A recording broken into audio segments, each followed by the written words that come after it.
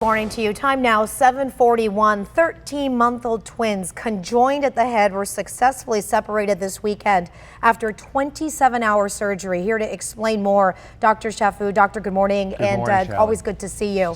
Oh, just unbelievable to see the pictures of these twins.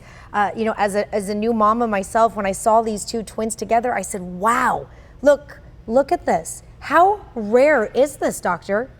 Shally, it's extremely rare. We're probably talking about 1 in 25 million live births. Most twins that are joined together are actually not joined together at the head, and that's the most complicated area for surgeons to deal with because obviously there are many blood vessels. They share the brain, which is obviously a vital organ, and the surgery is a very complex surgery. Unfortunately, Shally, if these children are not separated, studies have shown that twins joined at the head don't survive. Overwhelming odds are against them. Unfortunately, 40% of those will actually be stillbirths. Another third will actually die within the first 24 hours. And surgeons tell us that if they don't have separation done by the age of 2, the prognosis is pretty abysmal. They're not going to survive. So surgeons have really been forced into looking at ways to successfully separate the twins. In fact, the earliest separation back in the 50s, unfortunately, they would actually sacrifice one twin for the other. Oh man. Yeah, I was even reading that the doctor who did this surgery at some point, even in the middle of the surgery, stopped to even consider if he could continue with this. I mean, I think it's only been done a handful of times. Yes, exactly, Shally. And it's a team. It's a team of the two main surgeons involved in these procedures are neurosurgeons, the ones that separate the brain and the blood vessels, and then plastic surgeons who are intimately involved in how to reconstruct the skull, because when you separate the two heads, there's an area where there's no skull and there's no skin.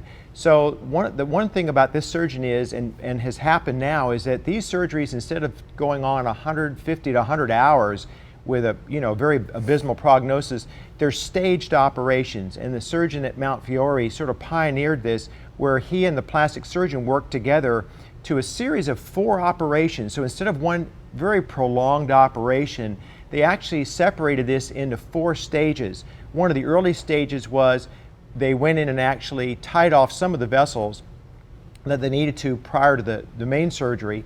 And then the plastic surgeons went in and put in things called tissue expanders, which for the public are essentially sterile balloons that we gradually fill with water, expanding out the scalp, much as we use for breast reconstruction for mastectomy. That same concept is used for these kids.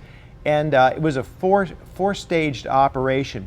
So it requires literally dozens of people involved in these procedures. We saw a lot of doctors. Like the whole OR room was just filled. And from what I understand, they have to watch the twins, one of them doing better than the other one. Yes, they usually have teams of anesthesiologists. And the other amazing thing, Shally, is that they've developed some remarkable advances in neuroradiology. So essentially the surgeons were able to, prior to the surgery, essentially do the surgery with 3-dimensional models, looking at the skull, looking at the vasculature, looking at the parts of the brain that were shared, and rotating these in space 360 degrees to be able to get a mind's eye view of what they would see surgically prior to surgery, so they were much more prepared. But again, as you said, sometimes the decision that's made is made at the time of surgery along with the anesthesiologist and the team. Can the child survive this procedure?